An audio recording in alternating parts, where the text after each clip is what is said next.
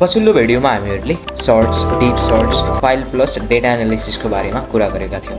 नेक्स्टमा छ image, screen भित्रको information पनि।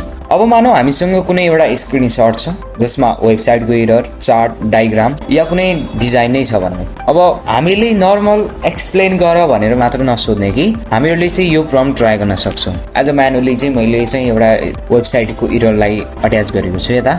यो स्क्रिनशटलाई सिनियर सफ्टवेयर इन्जिनियरिङको पर्सपेक्टिभबाट एनालाइज गर, प्रब्लम एक्ज्याक्टली कहाँ छ, पोसिबल केस के हो, एभिडेन्स स्क्रिनशटबाट आइडेन्टिफाई गर, अनि फिक्स गर्ने स्टेप बाई स्टेप अप्रोच देऊ। यति भनिसकेपछि अब च्याट जीपीटीले स्टेप बाई स्टेप दिने गर्छ। अब यसमा च्याट जीपीटीले इमेजको कन्टेन्ट बुझ्ने, एनालाइज गर्न, इन्फर्मेसन एक्सट्र्याक्ट गर्न सक्छ अनि इमेज क्रिएट या मोडिफाई गर्न पनि सक्छ। सो च्याट जीपीटी इमेजको इनपुट एनालाइज गर्न र इमेज जेनेरेट एडिट गर्न सपोर्ट गर्छ।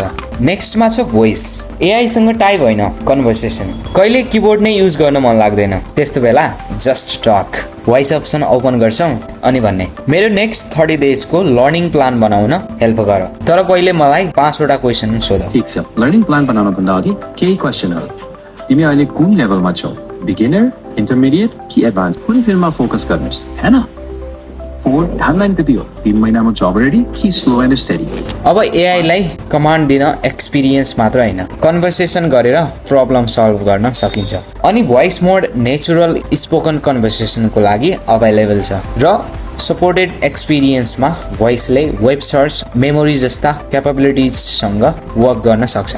नेक्स्टमा छ प्रोजेक्ट। च्याटलाई वर्क स्पेस बनाउने। अब मानौ यो ओन डे क्वेसन होइन, हामी चाहिँ एउटा लङ टर्म प्रोजेक्टमा काम गर्नु छ। अब हरेक चोटि बिगिनिङबाट एक्सप्लेन गर्न पर्यो भने द्याट्स इन्फिसियन्ट। न्यू प्रोजेक्ट क्रिएट गर्छौँ हामीहरू यहाँनिर।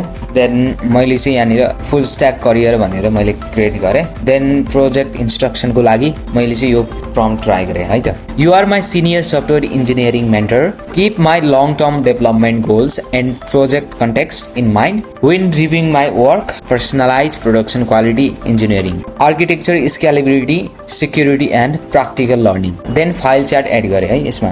प्रोजेक्ट्समा रिलिज च्याट्स, फाइल, इन्स्ट्रक्सन एउटै अब्जेक्टिभको कन्टेक्स्टमा अर्गनाइज गर्न सकिन्छ। अब च्याट जीपीटीले एउटा ऱ्यान्डम कन्भर्सेसन होइन, अनगोइङ वर्क स्पेस जस्तो हुन थाल्छ। प्रोजेक्ट च्याट्स, फाइल, कन्टेक्स्ट र इन्स्ट्रक्सनलाई सेयर अब्जेक्टिभ अन्डर अर्गनाइज गर्न डिजाइनेड छ।